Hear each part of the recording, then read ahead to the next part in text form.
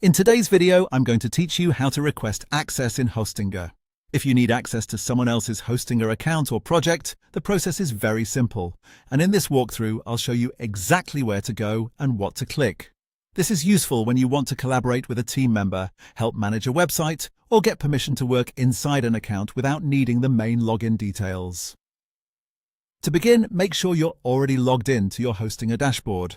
Once you're in, look to the top right corner of the screen and click on the profile icon. This is where you'll find account-related settings and sharing options. After clicking the profile icon, select Account Sharing. This section is where Hostinger lets users manage access between different people, making it easier to work together while keeping the main account secure. Instead of sharing passwords, which is never a good idea, you can request access directly through this feature. When you're inside the account sharing area, click Request Access. This opens the form you'll use to send your access request. Next, enter the email address connected to the account you want access to. Be sure to type the address carefully because the request will be sent there, and even a small typo could delay the process. After that, choose a role. The role determines what level of access you're requesting, so take a moment to select the option that best matches what you need to do.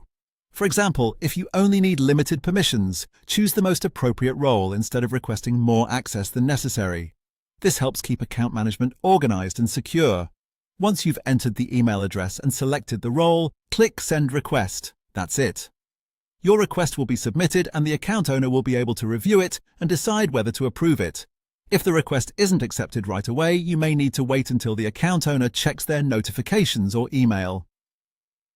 It's also a good idea to confirm that you used the correct email address and selected the right role before sending the request. And that's how to request access in Hostinger. As you can see, the process is quick and straightforward, and it's a much safer way to collaborate than sharing login credentials directly.